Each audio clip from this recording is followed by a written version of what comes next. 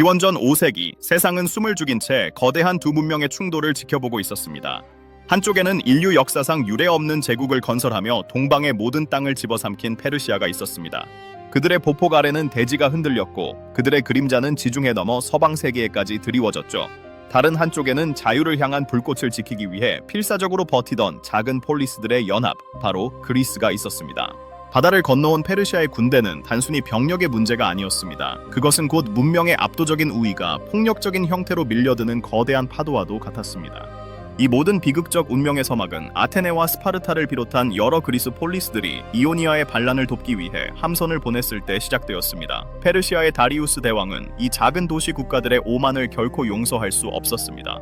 그는 그리스를 완전히 굴복시켜 자신의 권능을 만방에 떨치리라 맹세했습니다. 첫 침략에서 마라톤 평원의 기적적인 승리로 그리스는 한숨 돌릴 수 있었지만 그것은 폭풍전의 고요에 불과했습니다.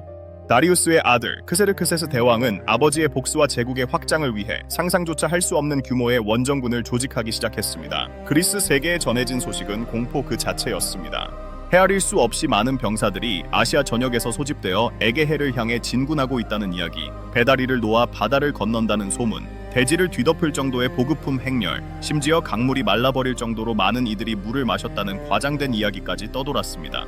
실제로 크세르크세스의 군대는 당대 최고의 기술과 인력을 동원해 헬레스폰토스 해협에 폰툰 다리를 건설했고 수많은 함선들이 그 뒤를 따랐습니다.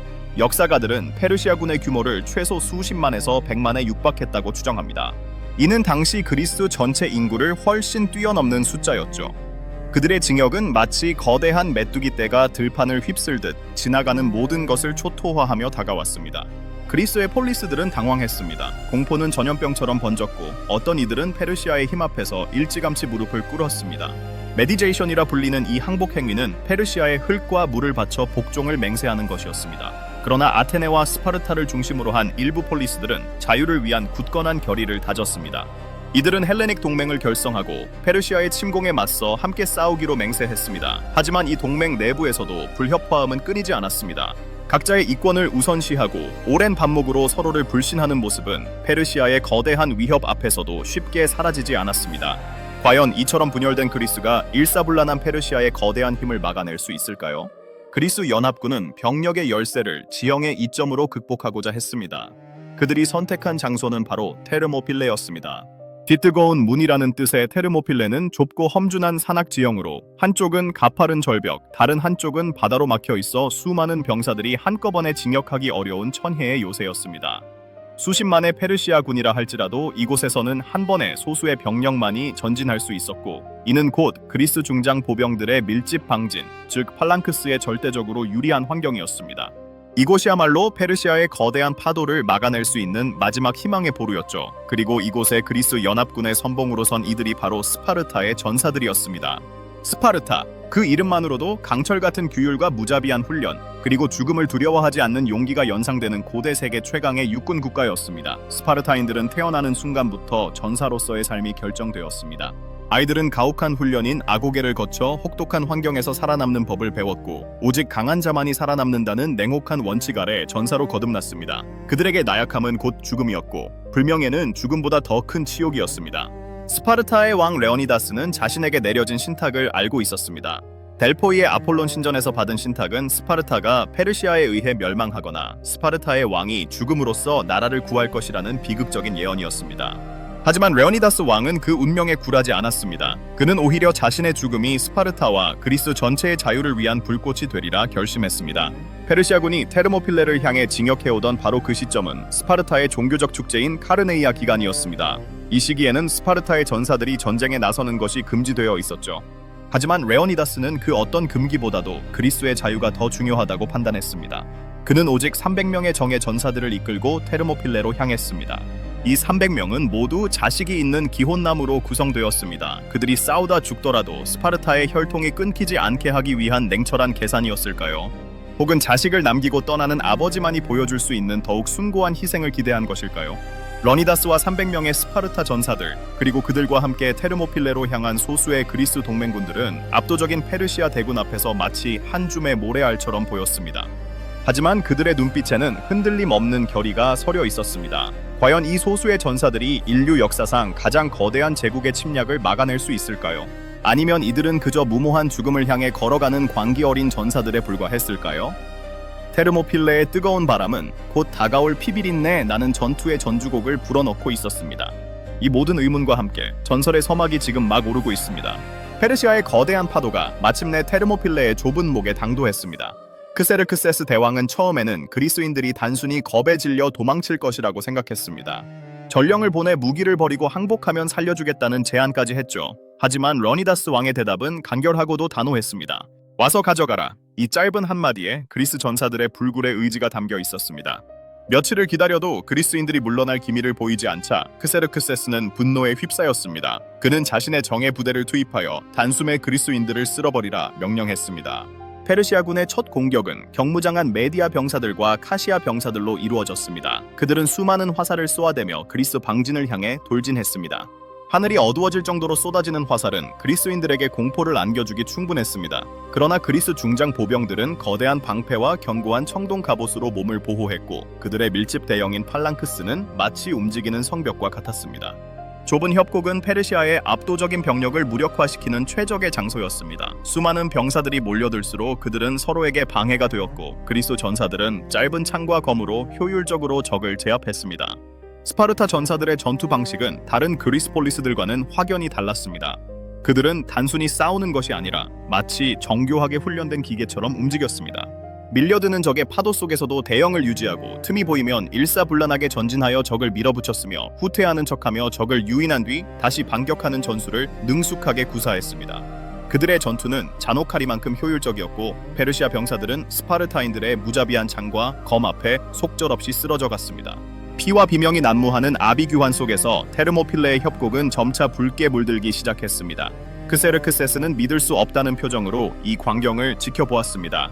자신의 대군이 고작 수천 명의 그리스인들에게 막히다니. 그는 자신의 가장 자랑스러운 부대, 바로 불멸자라고 불리는 1만 명의 전개 병사들을 투입했습니다.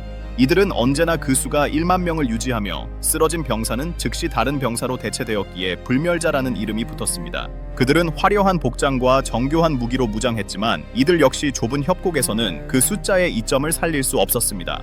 스파르타의 팔랑크스는 불멸자들의 파상 공격을 굳건히 막아냈고 오히려 그들에게 막대한 피해를 입혔습니다. 불멸자들의 완벽한 진영은 테르모필레의 좁은 길목에서 산산이 부서졌고 그들의 무패 신화는 스파르타의 강철 같은 의지 앞에서 깨지고 말았습니다. 크세르크세스는 자리에서 벌떡 일어났고 그가 앉아있던 왕좌에서 3번이나 뛰어내렸다고 역사가들은 기록했습니다. 그의 자존심은 땅에 떨어졌고 분노는 극에 달했습니다. 하지만 운명은 그리스의 편이 아니었습니다. 밤이 깊어지자 한 남자가 크세르크세스 앞에 나타났습니다. 이름은 에피알테스. 그는 이 지역의 그리스인이었지만 탐욕에 눈이 멀어 페르시아에 협력하기로 결심했습니다. 에피알테스는 테르모필레의 숨겨진 산길 아노파이아라는 샛길을 알고 있었습니다. 이 길은 페르시아군이 그리스 방어선을 우회하여 뒤에서 기습할 수 있는 유일한 통로였습니다. 크세르크세스는 망설임 없이 히다르네스가 이끄는 불멸자 부대를 에피알테스를 따라 그 길로 보냈습니다. 새벽녘 아노파이아 길목을 지키고 있던 포키스 전사들은 불멸자 부대의 접근을 발견했습니다. 그들은 필사적으로 저항했지만 수적으로 열세였기에 오래 버틸 수 없었습니다. 포키스인들은 재빨리 러니다스 왕에게 이 사실을 알렸습니다. 첩자의 배신과 적의 우회 소식은 청천벽력과도 같았습니다. 레오니다스는 이제 자신이 어떤 선택을 해야 하는지 명확히 알고 있었습니다. 모든 그리스 동맹군이 이곳에 남아 싸운다면 그들은 전멸하고 그리스는 무방비 상태로 페르시아의 소나기에 떨어질 것입니다. 그러나 시간을 벌어 다른 폴리스들이 방어 태세를 갖출 수 있다면 아직 희망은 있었습니다. 레오니다스 왕은 휘하의 모든 동맹군을 소집했습니다. 그리고는 그들에게 돌아가라고 명령했습니다. 살아남아 그리스의 다음 방어를 준비하라고. 하지만 스파르타인들은 결코 물러서지 않았습니다. 델포이의 신탁처럼 그들은 이곳에서 죽음을 택함으로써 그리스의 자유를 위한 불꽃이 되리라 결의했습니다. 그리고 그들과 함께 테스피아의 용감한 700명의 전사들, 그리고 테베에서 강제로 남아있던 400명의 병사들이 러니다스 왕 곁에 남았습니다. 이들은 이제 죽음을 향해 걸어가는 운명 공동체였습니다. 해가 다시 뜨자 페르시아군은 협곡의 양쪽에서 그리스 방진을 향해 압박해왔습니다. 후방에서 몰려드는 불멸자 부대와 전방에서 맹렬하게 공격하는 페르시아 본대 사이에서 남겨진 그리스 전사들은 마지막 힘을 다해 싸웠습니다. 그들은 더 이상 대형을 유지하려 하지 않았습니다. 오직 적에게 최대한의 피해를 입히고 한 명이라도 더 쓰러뜨리겠다는 처절한 의지로 검을 휘둘렀습니다. 레오니다스 왕은 가장 치열한 전선에서 용맹하게 싸우다 수많은 화살을 맞고 쓰러졌습니다. 스파르타 전사들은 쓰러진 왕의 시신을 지키기 위해 필사적으로 싸웠고 무려 4번이나 시신을 빼앗고 되찾는 공방전이 펼쳐졌습니다. 결국 모든 스파르타인과 테스피아인들은 쓰러졌습니다. 화살과 창 그리고 적의 시신으로 뒤덮인 협곡 위에서 그들은 모두 최후를 맞이했습니다.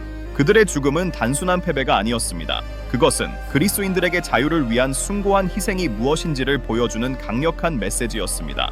테르모필레 전투는 전략적으로는 페르시아의 승리였을지 모르지만 정신적으로는 그리스인들에게 꺼지지 않는 저항의 불씨를 지펴주었습니다. 그들의 희생 덕분에 아테네 시민들은 피난할 시간을 벌었고 그리스 함대는 페르시아 해군을 상대로 다음 전투를 준비할 수 있었습니다. 테르모필레의 뜨거운 바람은 이제 그리스 전체의 자유를 향한 격렬한 염원으로 타오르기 시작했습니다.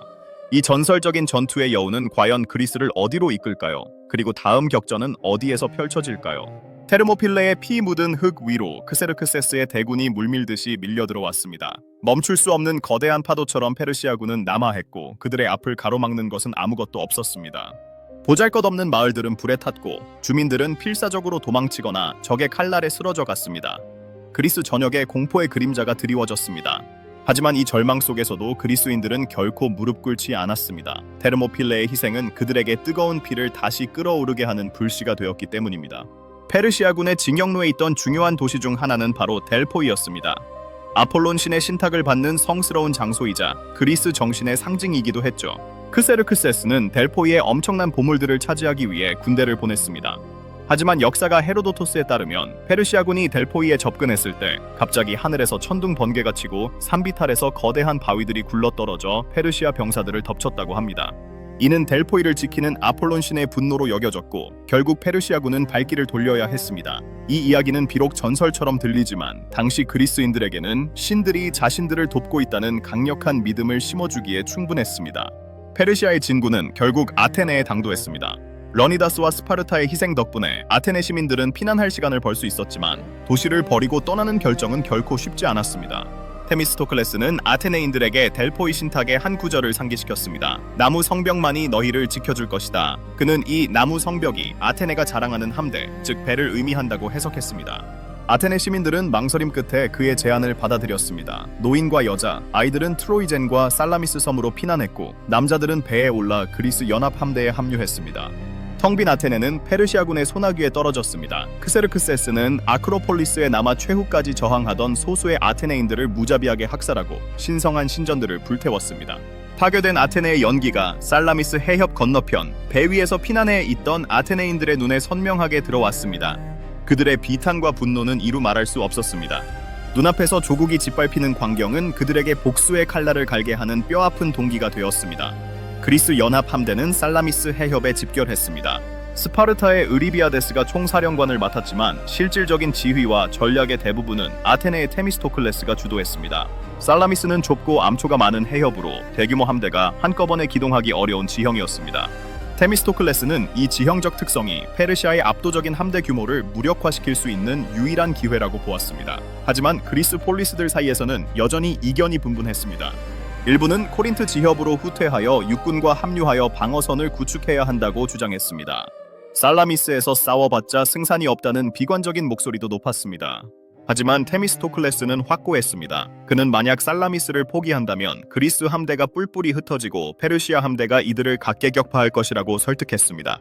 특히 아테네 함대가 후퇴한다면 아테네인들은 더 이상 싸울 이유가 없어질 것이고 이는 곧 그리스 전체의 패배로 이어질 것이라고 경고했습니다. 그의 논리는 강력했지만 스파르타를 비롯한 다른 폴리스들은 아테네의 함대가 이끄는 작전에 의구심을 품었습니다. 테미스토클레스는 최후의 수단으로 대담한 계략을 꾸몄습니다. 그는 자신의 가장 신뢰하는 종을 페르시아 진영으로 보냈습니다. 종은 크세르크세스에게 접근하여 그리스 함대가 내분으로 뿔뿔이 흩어지려 하며 지금이야말로 이들을 포위하여 섬멸할 절호의 기회라고 거짓 정보를 흘렸습니다. 이 속임수는 크세르크세스에게 완벽하게 먹혀들었습니다. 그는 테르모필레에서의 예상치 못한 저항으로 몹시 자존심이 상한 상태였고 이 기회에 그리스 함대를 단숨에 격파하여 전쟁을 끝내고 싶어 했습니다. 게다가 자신의 함대가 수적으로 압도적인 우위에 있었기 때문에 그리스인들의 함대가 뿔뿔이 흩어지기 전에 좁은 해협으로 진입하여 이들을 포위 섬멸하는 것이 최상의 전략이라고 판단했습니다. 크세르크세스는 그의 장군들의 반대에도 불구하고 밤새도록 함대를 살라미스 해협 안으로 들여보내 그리스 함대를 포위하라는 명령을 내렸습니다. 어둠이 깔린 살라미스 해협은 고요했지만 그 안에서는 엄청난 격동이 소용돌이치고 있었습니다. 페르시아 함선들은 그리스 함대를 좁은 해협에 가두기 위해 서서히 조여들었고 그리스 함대는 테미스토클레스의 계략이 성공하기를 숨죽여 기다리고 있었습니다. 동이 트기 직전 페르시아의 거대한 3단 노선들이 해협을 가득 메웠습니다. 크세르크세스 대왕은 높은 언덕에 황금 의자를 놓고 앉아 자신의 위대한 승리를 직접 지켜볼 준비를 마쳤습니다. 그의 눈에는 이미 승리가 그려져 있었습니다. 하지만 그는 알지 못했습니다. 그의 눈앞에 펼쳐질 것은 승리가 아니라 그들의 오만을 응징할 바다의 분노였다는 것을 말입니다. 살라미스 해전의 서막이 지금 차가운 바닷바람과 함께 시작되려 하고 있었습니다. 과연 이 절망적인 상황에서 그리스는 어떻게 거대한 페르시아 함대를 상대로 기적을 만들어낼 수 있을까요? 그리고 이 바다 위의 전투가 역사의 흐름을 어떻게 바꿔놓을까요? 태양이 험준한 산봉우리 너머로 고개를 내밀기 시작하며 에게해의 반짝이는 수면의 길고 푸른 그림자를 드리웠습니다. 바다 내음과 함께 상상조차 할 수 없는 거대한 충돌을 앞둔 두 세력의 팽팽한 긴장감이 공기 중에 가득했습니다. 크세르크세스 대왕은 자신이 직접 앉아있는 높은 언덕 위의 황금 의자에서 망원경을 통해 해협을 내려다보고 있었습니다. 그의 눈앞에는 끝없이 펼쳐진 페르시아 함대가 마치 거대한 검은 물결처럼 그리스 함대를 삼키기 직전의 모습으로 보였습니다. 수적으로는 한없이 열세였던 그리스 함대는 좁은 살라미스 해협 안쪽에 웅크린 채 마치 덫에 걸린 가엾은 사슴처럼 보였습니다. 하지만 그 사슴의 눈빛은 절망이 아닌 타오르는 불꽃으로 가득했습니다. 그들은 이제 더 이상 물러설 곳이 없었습니다. 페르시아 함대의 선두는 지중해를 호령하던 이집트와 페니키아의 정예 함선들이 차지하고 있었습니다. 그들은 자신들의 거대한 몸집과 압도적인 힘을 믿고 좁은 해협으로 거침없이 밀고 들어왔습니다. 마치 자신만만한 사냥꾼이 덫에 걸린 먹이를 향해 성큼성큼 다가오듯이 말입니다. 하지만 살라미스 해협은 그들의 거대한 3단 노선들이 유연하게 기동하기에는 너무나 좁고 암초가 많았습니다. 선수에 튀어나온 뾰족한 청동뿔을 가진 3단 노선들은 서로 부딪히지 않기 위해 필사적으로 노를 저었지만 그 엄청난 수는 오히려 치명적인 독이 되었습니다. 해협은 삽시간에 통제 불능의 혼돈 아수라장이 되기 시작했습니다. 페르시아 함대는 수많은 배가 얽히고 설켜 제대로 된 대형을 유지할 수 없었습니다. 지휘관들의 고함 소리는 노젓는 병사들의 구령과 섞여 방향을 잃었고 배들은 제멋대로 움직이며 서로에게 방해가 되었습니다. 그리스 함대는 테미스토클레스의 지휘 아래 이 거대한 혼란을 예견하고 기다리고 있었습니다. 그들은 이미 해협의 지형과 매시간 바뀌는 조류의 흐름까지 완벽하게 파악하고 있었습니다. 동이 트고 햇살이 바다에 반사되기 시작하자 그리스인들은 자신들의 함선을 움직이기 시작했습니다. 그들의 움직임은 페르시아 함대와는 확연히 달랐습니다. 마치 하나의 거대한 생명체처럼 유기적이고 민첩하게 마치 칼날처럼 해협의 좁은 틈새를 파고들었습니다. 아테네의 3단 노선들은 훈련된 사냥개처럼 재빠르게 페르시아 함대의 측면을 노렸습니다. 좁은 해협에서 느려진 페르시아 함선들은 그리스 함대의 맹렬한 공격에 속수무책으로 당할 수밖에 없었습니다. 페르시아 함대의 거대한 몸집은 이제 더 이상 위협이 아니었습니다. 오히려 치명적인 약점이 되어 그들의 발목을 잡았습니다. 그들은 배를 돌리거나 방향을 바꾸기 어려웠고 선두에 있는 배들이 공격받으면 뒤따르던 배들도 속도를 줄이거나 멈춰서야 했습니다. 이로 인해 해협 중앙은 페르시아 함선들로 뒤엉킨 거대한 병목 현상이 발생했습니다. 영어 image prompt. Epic historical painting style, dramatic lighting, oil on canvas texture. A massive traffic jam of Persian triremes clogs the center of the strait as ships are unable to turn or maneuver. When lead ships are attacked, the vessels behind them are forced to halt, creating a state of complete gridlock. 항구 제어 배원역. 그리스 함선들은 이 틈을 놓치지 않았습니다. 그들은 노련하게 해협을 오가며 페르시아 함선의 옆구리를 향해 맹렬하게 돌진했습니다. 배의 선수에 달린 청동뿔은 무시무시한 파괴력을 자랑하며 페르시아 3단 노선의 선체를 꿰뚫었습니다. 날카로운 충격음과 함께 나무가 찢어지는 비명 같은 소리가 해협에 울려 퍼졌고 배들은 순식간에 물이 차오르기 시작했습니다. 침몰하는 바위 위에서는 병사들의 절규가 터져 나왔습니다. 격렬한 전투가 벌어지자 바다는 피로 물들고 부서진 배들의 잔해와 병사들의 시신으로 가득했습니다. 페르시아 병사들은 압도적인 수적 우위에도 불구하고 좁은 공간에서 자신들의 힘을 제대로 발휘할 수 없었습니다. 그들은 대부분 수영을 못하는 사람들이 많았고 한번 차가운 바다에 빠지면 살아남기 어려웠습니다. 반면 그리스 병사들은 전투 중에도 능숙하게 헤엄쳐 다른 배로 옮겨 타거나 적선을 향해 돌격하여 잔혹한 백병전을 벌였습니다. 그리스 함선들은 충돌하여 적선에 큰 구멍을 내면 곧바로 후진하여 다음 배를 향해 돌진했습니다. 그들의 움직임은 마치 잘 훈련된 검객의 칼날처럼 정교하고 치명적이었습니다. 크세르크세스 대왕은 높은 언덕 위에서 이 참혹한 광경을 눈을 부릅뜨고 지켜보고 있었습니다. 처음에는 그리스 함대가 페르시아의 파도에 휩쓸릴 것이라고 확신했지만 시간이 지날수록 그의 얼굴에는 당혹감과 분노, 그리고 이해할 수 없다는 표정이 가득했습니다. 그의 눈앞에서 거대한 페르시아 함대가 마치 아이들의 장난감 배처럼 무기력하게 부서지고 침몰하고 있었습니다. 그는 자신의 눈을 의심했지만 피로 붉게 물든 바다와 사방에서 들려오는 병사들의 아우성은 그에게 참담한 현실을 똑똑히 보여주었습니다. 승리는커녕 압도적인 패배의 그림자가 그의 제국을 덮치고 있었습니다.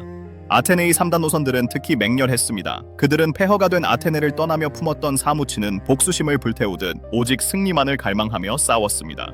그들의 노젓는 소리는 절규가 아닌 승리를 향한 뜨거운 함성이었습니다. 페르시아 함대의 전열은 완전히 무너졌고 배들은 서로 부딪히며 혼란 속에서 필사적으로 살 길을 찾으려 애썼습니다. 하지만 이미 해협은 그리스 함대에 의해 완벽하게 봉쇄되어 있었습니다. 도망칠 곳도 숨을 곳도 없었습니다. 거대한 페르시아 함대는 스스로 만든 함정 속에서 좌초되어 가는 거대한 짐승과 같았습니다. 살라미스 해전은 몇 시간 만에 페르시아의 처참한 패배로 기울었습니다. 해가 중천에 뜰 무렵 페르시아 함대의 절반 이상이 침몰하거나 파괴되었고 수많은 병사들이 차가운 바닷속으로 사라졌습니다. 크세르크세스 대왕은 더 이상 이 절망적인 광경을 지켜볼 수 없었습니다. 그의 위대한 정복의 꿈은 살라미스의 좁은 해협에서 그리스인들의 끈질긴 저항과 테미스토클레스의 뛰어난 전략 앞에 산산조각 났습니다. 그는 황금 의자에서 일어나 패배의 쓴맛을 삼키며 남은 함대의 철수 명령을 내렸습니다. 그의 표정에는 분노와 함께 깊은 좌절감이 스며들어 있었습니다. 살라미스의 바다는 그리스의 자유를 안겨주었고 서양 문명의 운명을 바꾸어 놓았습니다. 압도적인 힘을 가진 거인이 약해 보이는 상대의 지략과 용기 앞에 무릎 꿇는 순간이었습니다.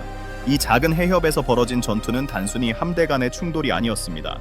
그것은 동양의 거대한 제국주의와 서양의 자유로운 폴리스 정신이 부딪힌 문명의 충돌이었으며 결국 자유의 불꽃이 제국의 그림자를 밀어낸 위대한 승리의 기록으로 역사에 영원히 기억될 것입니다. 살라미스 해전은 그리스인들에게 우리는 할 수 있다는 불굴의 의지를 심어주었고 페르시아 제국에게는 그리스 정복의 꿈을 영원히 포기하게 만드는 결정적인 한 방이 되었습니다. 이제 페르시아는 더 이상 전과 같은 위협적인 존재가 될 수 없었습니다. 하지만 전쟁은 아직 끝나지 않았습니다. 크세르크세스 대왕은 비록 함대는 잃었지만 여전히 거대한 육군을 이끌고 그리스 땅에 남아 있었습니다. 살라미스에서의 승리가 육지에서도 이어질 수 있을까요? 그리고 그리스는 이 거대한 침략자들을 완전히 몰아낼 수 있을까요? 역사의 다음 페이지를 함께 넘겨보시죠. 살라미스에서의 뼈아픈 패배는 크세르크세스 대왕에게 더 이상 그리스 정복이 불가능하다는 냉혹한 현실을 깨닫게 했습니다. 그는 자신의 거대한 함대가 갈기갈기 찢겨나가는 것을 눈으로 보고 나서야 에게해를 건너 본토로 돌아가기로 결정했습니다. 하지만 크세르크세스는 완전히 포기하지는 않았습니다. 그는 자신의 가장 유능한 장군 중 한 명이자 매형인 마르도니오스에게 30만 명에 달하는 거대한 육군을 맡겨 그리스에 남겼습니다. 이 엄청난 숫자의 군대는 테살리아의 비옥한 평원에 주둔하며 겨울을 보냈습니다. 크세르크세스는 마르도니오스에게 그리스인들을 무릎 꿇리거나 적어도 더 이상의 저항 의지를 꺾으라는 명령을 내렸습니다. 그리스인들은 살라미스에서의 승리에 환호했지만 기쁨은 잠시뿐이었습니다. 지중해의 제해권을 되찾았다고는 하나 여전히 압도적인 페르시아 대군이 자신들의 땅을 짓밟고 있다는 사실을 잊을 수 없었습니다. 특히 아테네는 다시금 비어버린 도시가 되어버렸습니다. 아테네인들은 자신들의 도시가 두 번이나 페르시아에 의해 불타버리는 고통을 겪어야 했습니다. 그들의 마음속에는 분노와 함께 지친 그림자가 드리워져 있었습니다. 이때 마르도니오스는 교활한 제안을 아테네에 보냈습니다. 그는 아테네가 페르시아 편에 선다면 도시를 재건할 막대한 자금을 지원하고 자치권을 보장하며 심지어 그리스 전체의 패권을 약속하겠다는 내용이었습니다. 이것은 그리스 연합을 분열시키려는 노골적인 시도였습니다. 그러나 아테네는 단호했습니다. 그들은 폐허가 된 아크로폴리스 앞에서 어떤 제안도 페르시아에 대한 저항을 멈추게 할 수 없다고 선언했습니다. 그들은 자유를 돈이나 권력과 바꿀 생각이 전혀 없었습니다. 아테네의 지도자들은 스파르타의 사절을 보내 페르시아의 유혹을 물리쳤으니 이제는 육상전에서 힘을 합쳐야 한다고 촉구했습니다. 스파르타는 언제나 그랬듯이 신중했고 때로는 느렸습니다.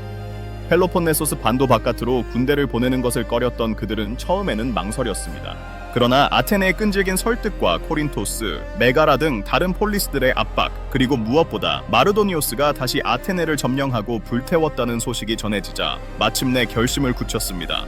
스파르타의 섭정 파우사니아스의 지휘 아래 그들은 역사상 가장 거대한 규모의 육군을 조직하기 시작했습니다. 스파르타 시민 병사 10,000명을 포함하여 헤일로테스라 불리는 예속민들까지 합치면 무려 3만 5천 명에 달하는 전개 병력이었습니다. 여기에 다른 폴리스들의 병력까지 더해져 그리스 연합군은 무려 10만 명이 넘는 거대한 병력으로 페르시아 대군에 맞서게 되었습니다.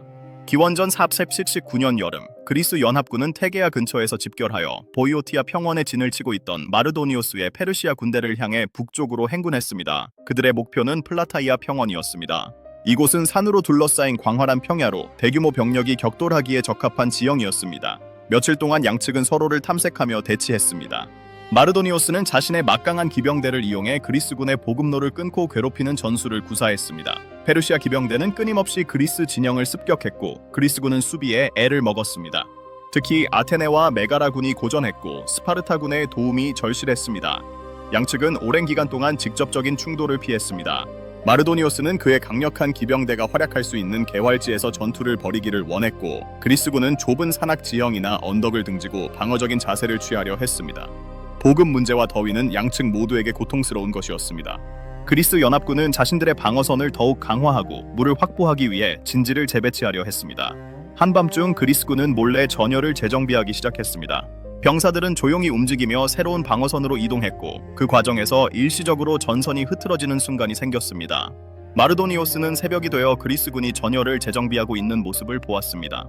그는 이 기회를 놓칠 수 없다고 생각했습니다. 그는 그리스군이 퇴각하는 것으로 착각하고 이것이야말로 그들을 섬멸할 절호의 기회라고 판단했습니다. 드디어 저 겁쟁이들이 도망치는구나. 그의 얼굴에는 승리를 확신하는 미소가 번졌습니다. 마르도니오스는 즉시 총공격 명령을 내렸습니다.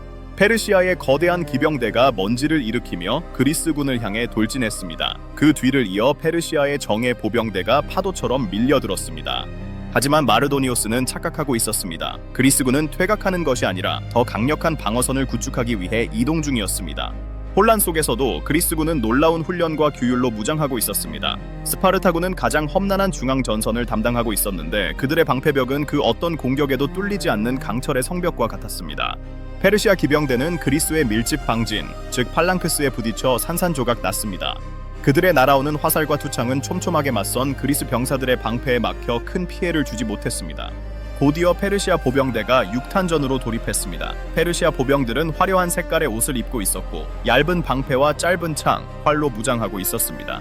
반면 그리스 호플리테스들은 거대한 청동 방패와 길고 튼튼한 장창, 그리고 중무장 갑옷으로 무장하고 있었습니다. 이들의 충돌은 마치 거대한 파도와 거대한 바위가 부딪히는 것과 같았습니다. 스파르타 병사들은 마치 한 몸처럼 움직이며 굳건한 팔랑크스를 유지했고 일제히 장창을 내세워 페르시아 병사들을 꿰뚫었습니다. 페르시아 병사들은 압도적인 수에도 불구하고 그리스의 방패벽을 뚫지 못하고 오히려 밀리기 시작했습니다. 마르도니오스는 전투의 한가운데서 자신의 병사들을 독려하며 용감하게 싸웠습니다. 그는 자신의 최고 기병대와 함께 스파르타 전열의 약점을 찾으려 애썼습니다.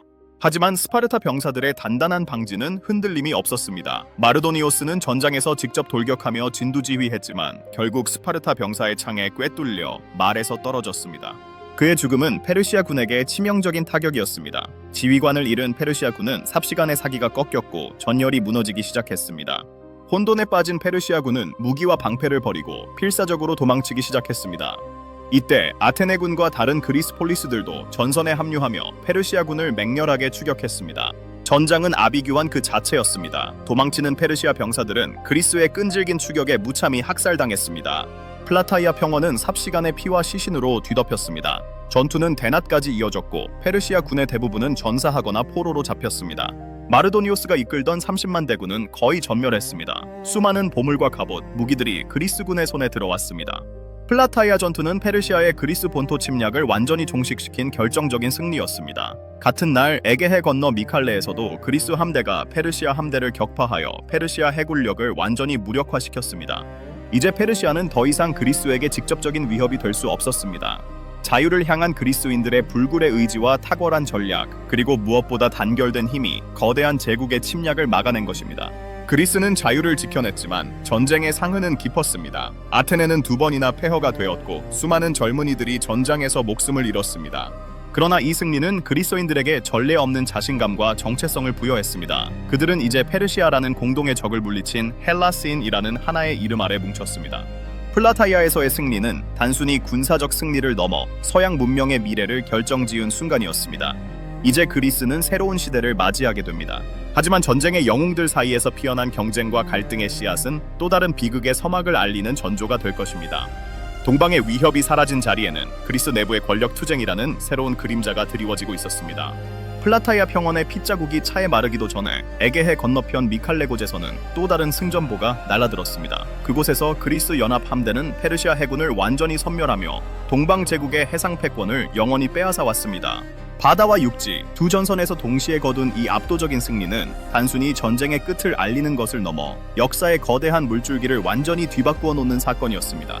하지만 승리의 환호성이 차에 가시기도 전 전장의 참혹한 현실은 그리스인들의 어깨를 무겁게 짓눌렀습니다. 폐허가 된 도시들, 불타버린 신전들, 그리고 너무나도 많은 이들이 흘린 피와 눈물. 아테네는 2번이나 재가 되었고 스파르타의 전사들은 고향으로 돌아와 깊은 상실감에 잠겼습니다. 자유를 지켜냈다는 벅찬 감격 속에서도 그들은 전쟁이 남긴 상처를 고스란히 끌어안아야 했습니다. 복구해야 할 것은 도시뿐만이 아니었습니다.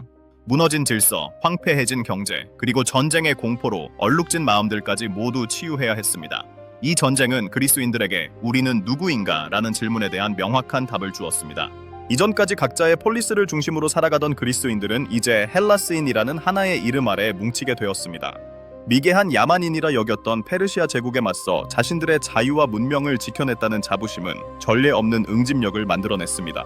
이들은 더 이상 분열된 소국들이 아니었습니다. 공동의 적을 물리친 위대한 영웅들이었습니다. 이 자신감은 그리스 전역의 예술과 학문, 그리고 민주주의가 꽃피는 황금기를 선물했습니다. 건축가들은 페르시아가 불태웠던 아크로폴리스 위에 파르테논 신전이라는 불멸의 걸작을 세웠고, 철학자들은 인간의 이성과 자유를 탐구하며 서양 사상의 초석을 다졌습니다. 이 모든 영광은 페르시아 전쟁이라는 거대한 시련을 이겨낸 대가였습니다. 반면 페르시아 제국에게 그리스는 너무나도 쓰디쓴 실패였습니다. 크세르크세스 대왕은 자신의 아버지 다리우스가 시작했던 미완의 과업을 마무리하려 했으나 오히려 제국의 위신에 돌이킬 수 없는 상처를 입고 말았습니다. 광활한 영토와 막강한 군사력으로도 자유를 향한 작은 폴리스들의 불굴의 의지를 꺾을 수 없다는 냉혹한 진실을 마주해야 했습니다. 페르시아는 더 이상 그리스 본토를 직접적으로 침략하려 하지 않았습니다. 그들의 전략은 에게해 동부 지역의 통제권을 유지하고 그리스 내부의 분열을 조장하는 간접적인 방식으로 바뀌었습니다. 거대한 제국의 무한한 힘에도 한계가 있다는 것을 역사에 새긴 순간이었습니다. 그러나 동방의 그림자가 걷히자 그리스 내부에서는 또 다른 갈등의 씨앗이 싹트기 시작했습니다. 페르시아와의 전쟁을 승리로 이끈 두 주역, 해양 강국 아테네와 육군 강국 스파르타 사이에는 깊은 경쟁 의식이 자리 잡고 있었습니다. 아테네는 살라미스에서의 해전 승리와 데이몬 리그 창설을 통해 에게해의 패권을 장악했고, 스파르타는 펠로폰네소스 동맹의 맹주로서 육상에서의 우위를 놓치지 않으려 했습니다. 공동의 위협이 사라지자 그들이 굳게 잡았던 손은 서서히 벌어지기 시작했습니다. 자유를 쟁취하기 위해 하나가 되었던 그리스 폴리스들은 이제 서로의 세력을 견제하고 심지어는 무력으로 충돌하는 비극적인 길을 걷게 될 운명이었습니다. 플라타이아 전투의 승리는 단순한 군사적 승리가 아니었습니다. 그것은 하나의 문명이 스스로의 가치와 미래를 결정지은 순간이었습니다. 소수의 자유로운 시민들이 거대한 제국의 억압에 맞서 싸워 승리할 수 있음을 증명하며 인류 역사에 자유와 민주주의의 강력한 메시지를 던진 사건입니다. 하지만 이 위대한 승리 뒤에는 전쟁의 또 다른 얼굴, 즉 승리자들이 서로에게 칼을 겨누는 비극적인 아이러니가 숨어 있었습니다. 페르시아의 침략을 막아낸 그리스는 이제 스스로의 그림자와 싸워야 하는 새로운 시대를 맞이하게 된 것입니다.